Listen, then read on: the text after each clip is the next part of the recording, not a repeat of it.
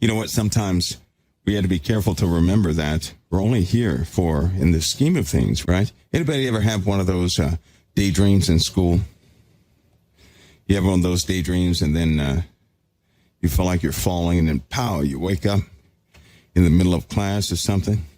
I did that one time and knocked over the whole desk. Smacked my knee on the bottom of the desk. I thought I was falling. Nobody could convince me otherwise. And then I woke up to find out it was just a dream. And sometimes you'll have a dream you think is real and you engage in things. And then when you wake up, you say, thank God, that was just a dream. You know what? Our lives are going to be like that. One day we're going to wake up. This will be over. This daydream that we're having, we call life, is going to be over. We're going to wake up in eternity with a great understanding and all truth in the presence of the Most High, the real reality. We will then reflect upon this life and thank God we have an advocate. But I'm telling you this to make sure that all of you understand that you're only here for a little while. Try not to get into the mode where you think this is forever, because sometimes we do that. And if you begin to do that, that can cause depression, right? In my life, honestly, this is, people say, people ask a question, how do you endure so many things, so many adversities? Well, see, in my little life, there's never enough time. There's so much I desire to do, right? And I'm telling you, from sunup to sundown, even after it's down back to sunup, I'm always doing something. And there's never enough time in a day to complete what I need to do. So for me, the days are passing by too quick. There are brothers and sisters in Christ, right, that I want to see the victory. I prayed. I said, Lord, allow me to witness their victory and use me in any way possible for their victory, right? And in some cases, he will direct me. He'll allow me to directly intervene in certain situations. In other cases, I can only see. But either way, the urgency of things has been urgent with me for a long time. I don't even perceive the days passing anymore. You guys have never heard me say, oh, these days are too long or something like that. I can't it's not there, because I realize that the real existence is going to smack me right in the head. And all of what I did here, right? Can you imagine? You know those dreams where you did things you shouldn't have when you were dreaming, and you wake up and you say, thank God nobody saw that. Thank God nobody saw what I was doing in that dream. And it was almost shameful sometimes, right? This life is going to be the same way. We're going to wake up when all this is over. We're going to realize at that point, wow, that was only like a daydream. And I only had one chance. So never think, listen, folks, never think this is somehow just going to last forever. It does not. Your life is always changing. Every person in your life is supposed to be in your life. Everything that ever happened in your life is God maneuvering elements, his created elements in your life to bring you to a victory. Everything is important, every experience important. Everything you've ever gone through because you believe is critical to your victory. See, that's why I love my relationship with Christ. I don't have to worry about the fears that the average person has. I don't. You know what the Bible says about any poisons you may have in your system or that you may take into your system? They will not hurt you. Do you know that? They won't. They won't interfere with the work of the Lord in your life. See, I don't subscribe to voodoo and fairy tales. I just don't do it. I don't do it. I believe in the Lord's work. And when the Lord said that if you happen to swallow venom or swallow poison, it will have none effect on you. I know that to be true. I know it to be true. And your walk with the Lord, right? It's just like if you're a government employee, if you work in a hospital, you're going to take that vaccination. They're going to make it mandatory. It's not going to hurt you because you belong to Christ. Not because you know what the ingredients are, not because you don't know what the ingredients are, not because they're trying to do anything, and not because they're not trying to do anything. You'll make it because you believe in Christ. You'll make it because his word is true. Now, we can either believe in one of two things. We can believe in man's predicaments or let's just say man's predictions, right? The outcomes of the information he has gathered unto himself, or we can believe the word of God. I don't know about you, but I believe the word of God. And I'm telling you now, the Lord has already said that if you were to swallow some poison, it will have none effect on you. It will have no effect on you. You don't have to walk and live your life by way of fear. I do things based off love. I do. You guys may not like me after this, but I can't listen nor have my life guided by information like that. Right? Not me. I can't do that because sometimes I'm mandated to do things. Other times I'm not. I go by the leading of the Lord, not by information. It's good to be informed, but ultimately, you might want to consult the Lord for what you do. I've had plenty of things that have been pumped into my system that could have killed me, but they were of no effect. I've been in plenty of predicaments that killed others, but they did not come near me. Not because of me, not because I'm special, not because of any of those reasons, but because of Christ. His word is true. I don't know about you, but I need his word. I need it. I don't need man's word. Man likes to control things, right? Man seeks to dominate things. Man seeks a position, a high position at every single table. Man wants to be right. I don't want to be right. I want to be faithful. I don't want that high position at a table. I need to be at the bottom of everything so I can push people up.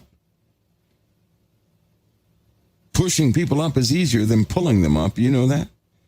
Man in the world will say, when I get to the top, I'm going to pull you up with me. But see, in the Bible, it says, when you are abased, you can see everything from the bottom and begin to push people up by way of the heart. If you stand at the bottom and you're in the mud, you don't want anybody else down there. So what do? When you see somebody get close, you push them up, say, no, don't come down here. This is no good for you. Go back up there. Go higher. Same thing with children. I want them to be far better than I could ever be. It's like this as a passionate drive within me. I know some of you guys, you say sometimes, Mike speaks, decent sometimes and foot-mouth disease other times. But you're supposed to be far better than that. You've got to go further. You are to go further. Much further. So you take what you hear. You take the information. But as far as living your life, you obey the Lord. You're always going to have information, but obey the Lord. And I'm telling you right now, the way things are going, time will be altered. There's no way, there's no survivability for people if time stays consistent the way it is. There are too many things causing a conflagration of events on earth right now. And we're just now getting into the celestial troubles. People are dealing with radiation sickness and nobody ever told them that. Because for some reason, it's so easy to believe things that have been proven to you. And it's not been proven to you that you've been having high doses of radiation. That your bodies are breaking down or having symptoms just like radiation sickness. And if you don't believe me, go look it up yourselves and see what you see. Don't think you're going to be here forever. Take this day and realize something. This is your day the Lord has made for you to be in it. Utilize everything in this day for the will of God. Don't get lost in your own mind in this day and the next day and the day after, thinking that they're just dead days. They're not. Every day is purposed, of high purpose. And I certainly don't want you guys to end up like one time I took time for granted. A set of events happened so swiftly. I didn't have time to properly survey everything that was happening. So much so it overwhelmed me big time. I don't want to see you in that position, and people are going to be caught off guard. I tell you this, even 50% of you, when you should be looking left, I'm telling you right now, you're going to be looking right. You will be caught off guard. You're not going to be lost. You're not going to be taken by any darkness, but you're going to be caught off guard.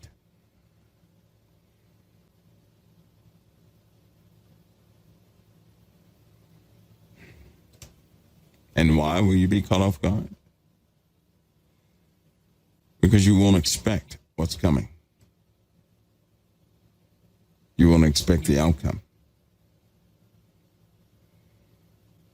There are things you're going to have to deal with in a short time. Things you don't know how to deal with. Things that if you do not have Christ, you will not survive. You'll still be alive here on earth, but you'll envy the dead. If you don't have Christ, you will envy the dead. You will wish you were dead, but the power of death will be taken from this world. In other words, people will seek death and they will not find it. They won't be able to die. There are stories about that. That happened a long time ago. There were a set of people that were unable to drown. Imagine that one. Having all the symptoms of drowning, but not being able to drown. No death by drowning. Coughing, choking, spitting up water, but they could not perish by drowning. There's some weird stuff that happens in this world.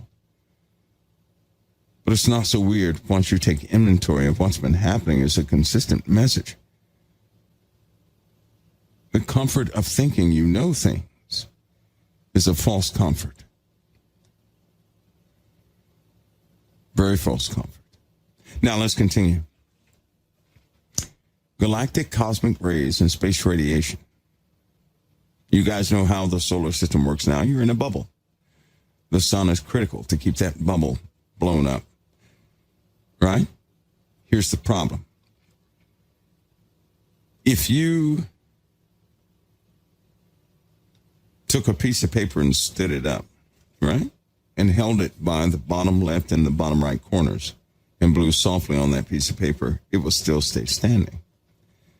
So the shield, in effect, right, there's enough strength to hold back that slight breeze you're blowing on there. Suppose you blew twice as hard on that paper. What happens? It's going to bend. When you blow in a bubble, you guys used to blow bubbles, right? What happens when you blow in a bubble? The air that goes inside the bubble warps the bubble, doesn't it? Then the bubble forms, and if you blow again, it warps it again. And it's like Jell-O. So when you warp one side, it's like all the sides begin to bend. You know, magnetics is similar to that. There's a compensation event for every bent path in magnetic or electromagnetic trails or pathways. And when you begin to study electromagnetic pathways, you realize they're based on memory. Anybody familiar with magnetic memory? Anybody? Magnetic memory is actually a field of study now. It's given way to a brand new way of thinking. But it's something that we kind of caught on to a little too late. Magnetic memory means if you had a bubble and you blew on it and it was deformed and misshapen, it will go back to its original shape. No matter how many subtleties were in there, it goes back to its original shape. Right? So there's another power at work with magnetics where you can have external altering forces warping it, but it will go back to its original shape. Now here's the problem. Suppose that the radiation hitting the heliosphere doubles. Just for, let's say, it doubles for about 7 or 18 seconds. Right? It doubles. That's a lot of force, concentration of force. on a portion of the heliosphere, enough to do what? To warp the bubble. When the bubble warps, when you're dealing with electromagnetic fields, not only will it warp the electromagnetic fields, but all the internal fields it affects. So when it warps, so will the Earth's magnetic field warp. Right? You guys get this? If the sun's magnetic field warps, so will our planet's magnetic field warp. Everything begins to compensate. The stronger magnetic field, or the more influential magnetic field, can sometimes even join with a lesser magnetic field, causing a type of chaotic event where they do meet. And this is what we could face, that chaotic event. And during that chaotic event, you're talking about large-scale magnetic disturbances.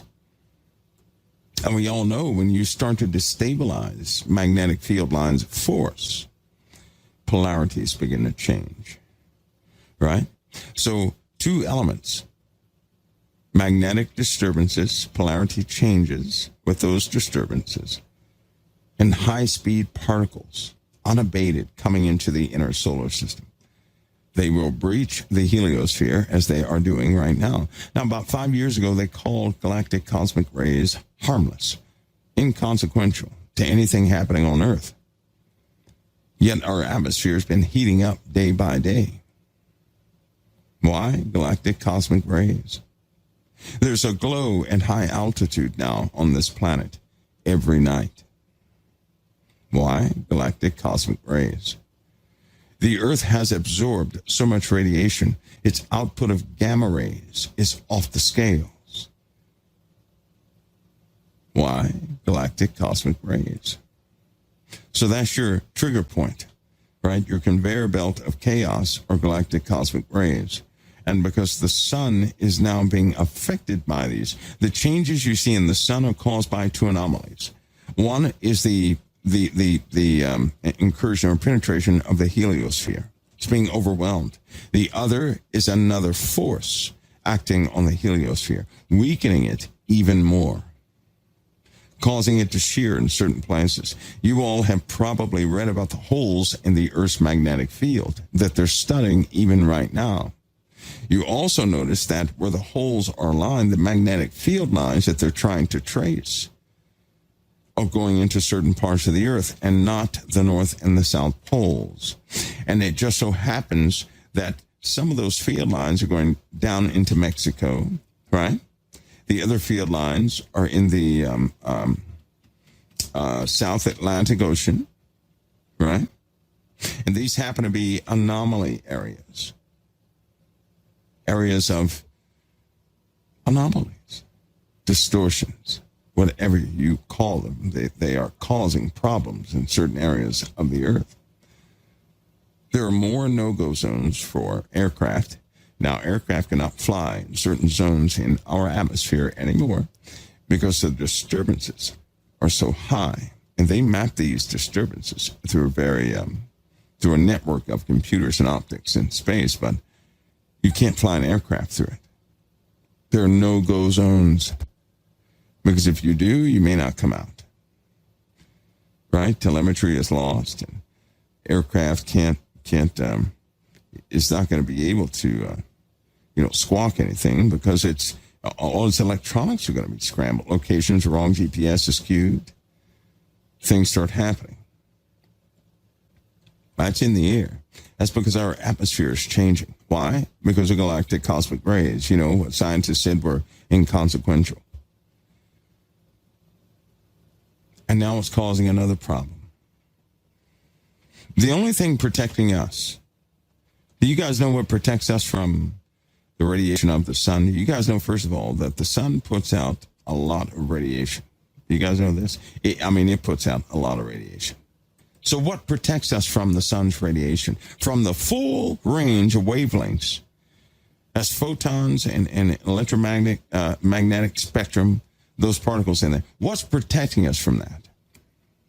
That stream of particles that's blowing towards the Earth. What protects us from getting the full blast of all these different waves like the waves in the tight waveform spectrum, the ionizing radiation, right? You're talking about where gamma rays and X-rays and ultraviolet are. What's protecting us from that? You ready for this? It's the atmosphere.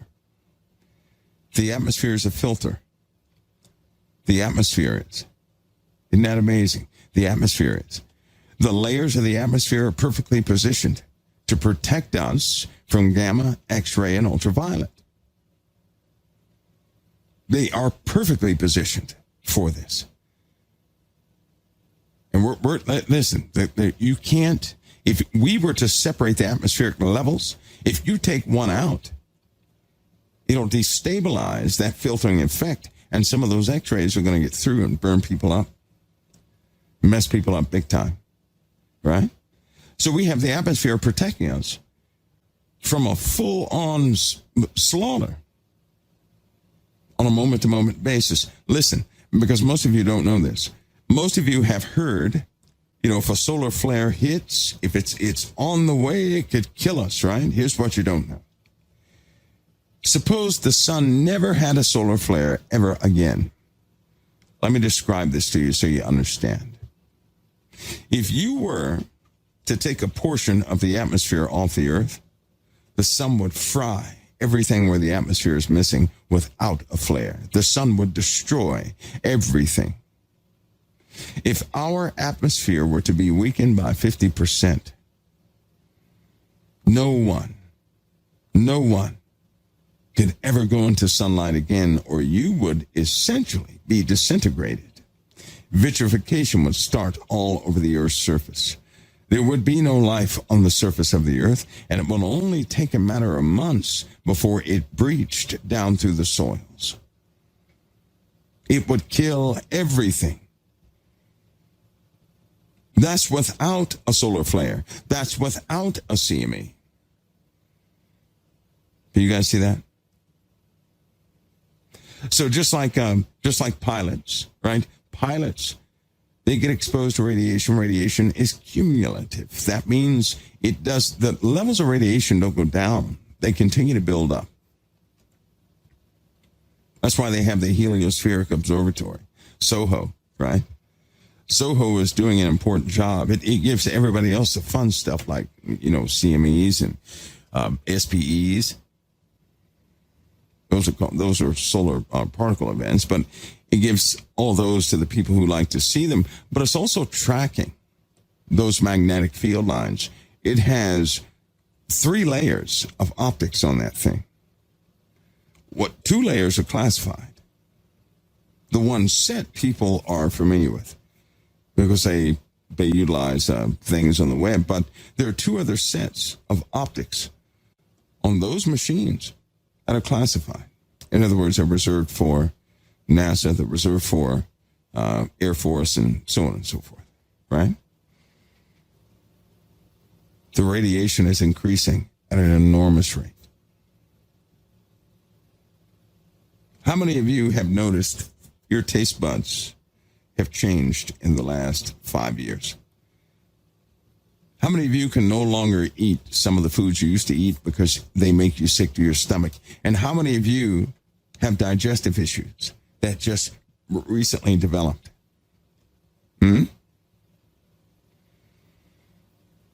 Your biological systems are a bit off, right?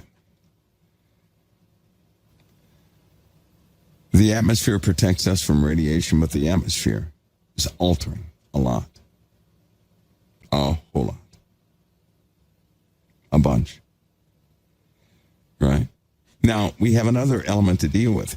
Not only are we dealing with these CGRs, galactic cosmic rays, but there's another phenomena that will happen with this pulse that happened last time on a small degree in several areas, but that nobody expected. So imagine a pulse comes through. It disrupts and causes chaos in various parts of the earth. The one thing that was not anticipated was that a few microseconds after impact, it caused most of the Earth originating radiation to reflect back on Earth again. So we're talking about most of the stuff we built, right? microwaves and cell phones and medical equipment, all these different technologies that emit electromagnetic radiation, it was reflected back. And it blew out some systems. It destabilized a few things. And you guys noticed that we had chemical fires that same day, August 17th. And what makes it so funny is prior to August 17th, we didn't have any chemical fires, strange stuff like that happening. But on that day of August 17th, what happened? Explosions started happening all over the place where people were not, there was nobody there. So that means inert chemicals became very volatile that day. And that can happen where you knock the nucleus out of an atom. You change the chemistry or the chemical makeup of whatever that liquid substance is. That instant change is enough to cause gasoline to ignite all by its lonesome. Two inert liquids that are separated so they won't combust, they then change and they can combust, right? Certain things could become hydrogen-based, helium-based. They could combust. So we'll experience the same thing again with electronics. It overheats them. It can overheat your electronics. And you may not know this, but all the electronics today are running at the edge of cooling, which means instead of having a redundancy of cooling for all devices, they run devices now at the tipping point. They do. So they have little tiny fans, even your cell phones and certain devices have little tiny fans that keep your device temperature at the tipping point. They do this for two reasons. One of the biggest reasons is that your device has an expiration date or a death certificate. All electronics have a death certificate. They're only projected to last so many years. Why? They know the decay rate of all the minerals and all the compounds that are in that device. They know when the battery is going to fail. They know when the chip is going to fail. They know when the breadboard is going to start to fail, the solder connections and everything else. All of that is anticipated. And they do it in such a way that it will last for maybe 5 to 8 years. And then after that time, it becomes brittle due to the heat. And they know this. They can make them last for about 100 years, but that's not what they're going to do. If we have a change in the reflected radiation that comes back to the surface of the earth, that tipping point on your cell phone, well, it could be because a cell phone is essentially, because of the lithium battery, it's essentially a bomb. Do you guys know that? Oh, it's a bomb. It's a bomb that if it were to blow, you'd never forget it. There have been people that blew half of their buttocks off, right? Keeping their cell phones in their back pocket. They only have one buttocks left because they blew the other one off. A lithium battery is almost like a reactor. Once it goes critical, you can't stop it. Now, there are safety mechanisms within a lithium battery that they try to protect the lithium from going critical. But lithium can go critical, which is why you never set your cell phone in direct sunlight, right? Never do that. So we have a reflection of electromagnetic forces that we created, and we have, these naturally occurring sources of electromagnetic and ionizing radiation being reflected back. It's just not a good thing, right? Not a good thing. So you have the sun emitting wavelengths of the electromagnetic spectrum, right? Most of the radiation the sun emits is in the form of what? Visible light and infrared and UV, right? Most of it is. But that tiny little fraction is very dangerous, like X-rays. You can't see those. This is very dangerous.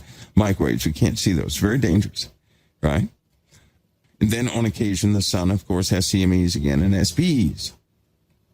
So the sun is a source of chaos all by its lonesome, and it does not need an explosion. We don't need an explosion on the sun to damage everything on Earth. If the atmosphere is depreciated by 50%, well, then bye-bye. Bye-bye. Okay, you guys have that. Bye-bye. So the atmospheres of the earth, listen, not just the magnetosphere, but the atmospheres of earth are protecting us from being overwhelmed by radiation from the sun. You guys have that, right? No life could be on this planet if a breakdown of that magnitude were to happen. One of the dangers of these pulses that are coming through is in 2004, when the result of a magnetar, it blew off part of the atmosphere, just a little piece. In that area, they had to somewhat quarantine or mark off that area, because if anybody who went in there, they would die, they would cook like they were inside of a microwave oven. That's what would happen. They would actually cook. And unfortunately, that was observed, and that's why they marked it off. They actually cooked. The worst event that ever happened on Earth happened in 2004. I know a lot of people think it's a Carrington event. No. It was the event with the magnetar.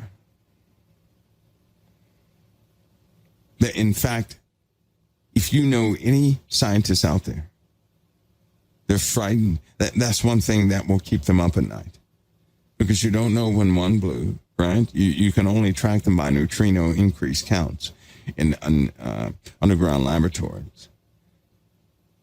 And if they smack our atmosphere, they can just appreciate the atmosphere by about 80 to 90% to 100%. When that happened in 2004, they called emergency meetings all over the world. That's when the global warming conversation began. That's when it started.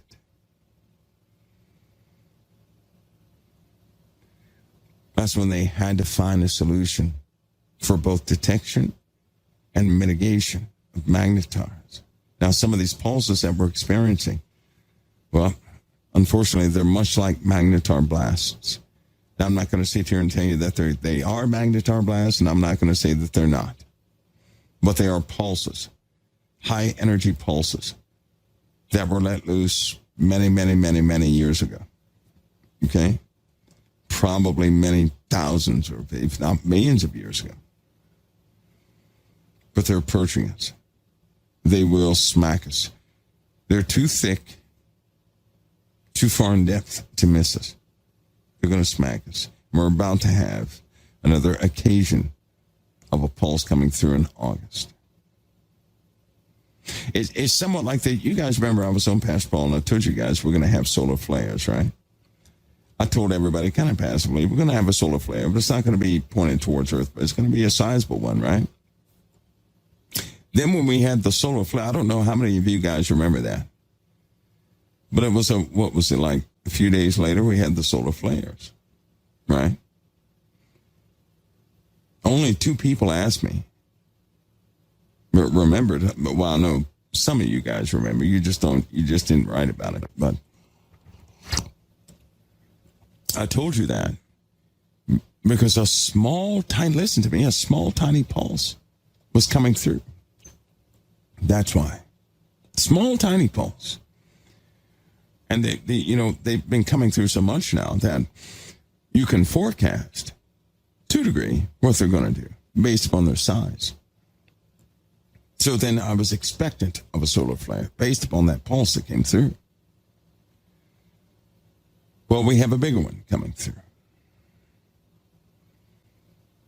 in August. What will it cause? I don't know. We only have historical data points. That's all we have. There's no real way to forecast what the absolute outcome will be. But there's a probability. It's going to be it's going to be intensified based upon what we have observed in the past. It's coming through next month. Just so you guys know. Now, we're not talking about power outages for the whole world, because that will likely be caused by a meltdown in our power grid due to hot temperatures and flames.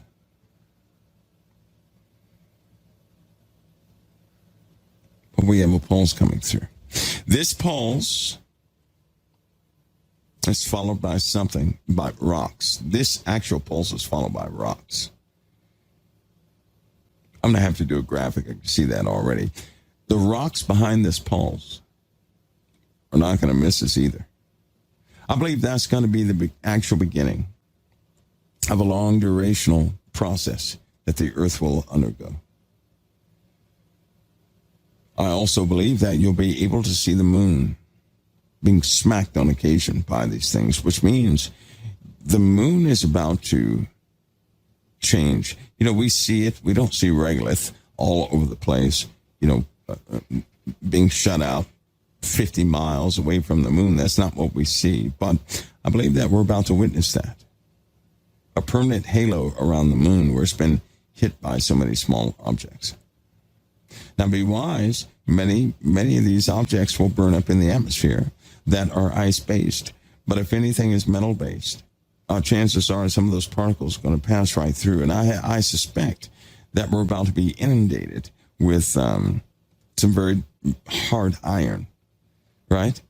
Not iron ferrite, so to speak, but some very, not only iron, but some other meteoric elements.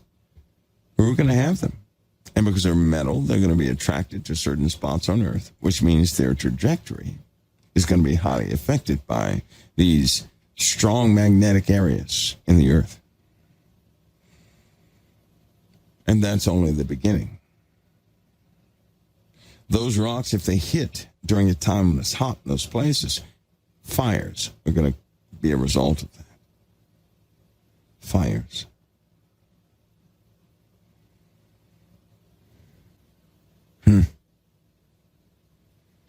Well, now you know about August 17th, don't you? There's a lot more that goes to that, but you have the basics of CGRs, right?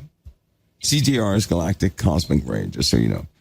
So you have the basics of CGRs. And remember, radiation is cumulative. And some of the health problems that people are having right now are due to, increased doses of radiation. We're just dealing with a brand new set of circumstances on the Earth, right? It's probably a cyclical set of events that we're about to go through that's happened before, just not to the intensity we're about to experience. And but they're finally coming around again. And it just so happens that these events coincide with man's innate ability to hate one another. Hatred is at an all-time high. We're going to take one more break, and when I come back, we're going to talk about just a few events in the world that you might want to know about. Things are moving very fast. Somebody says ley lines? No, not ley lines. Anything coming from space, first of all, is moving too fast to be affected by the weak magnetic pull of ley lines. Just that would just overwhelm any ley lines. Their forces aren't strong enough. Those are more biological, or I'll say influential lines in the Earth. You can actually go to the center of a ley line and you'll feel differently. And there's a specific place you can go. And as soon as you step within a 10-foot radius of these intersections, you begin to hallucinate immediately. Immediately. No, I'm not going to tell you where it is. It's in the U.S., but I'm not going to tell you where it is because everybody would try to go down there and hallucinate. And that would be ridiculous. But the truth is, you step in that place, you're going to hallucinate, period. You'll feel lightheaded. You're going to start seeing things. You might say, hey, man, my pinky finger just ran across the floor. Crazy stuff like that. So you don't know. But your mind, keep in mind, your mind works from the same magnetic fields and the same electrical potential that's in the atmosphere. If the atmosphere changes, so will your brain. We didn't even get to the emotions and how your emotions, how you feel, how that's tied to the atmosphere. How you are intimately tied in many respects to the atmosphere and to the Earth in several different ways. They have mapped out the human brain, right? They have models, working models of the human brain. I said working models. One of the models is, I believe, is the equivalent of a 4-year-old right now. Speech capabilities, cognitive capabilities, emotional capabilities, all from a simulation.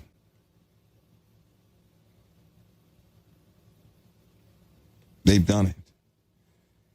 It's quite amazing. They know the language of the brain, which is why BCI devices are coming out this year, brain and computer interface devices, right? They have precog devices, you would call them. They can tell when you're authentic or lying. They know when you're lying or not. Very easy to detect.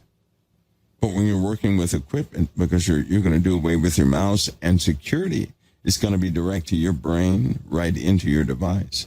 That's somewhat of a non-hackable system. Unless they hack your mind.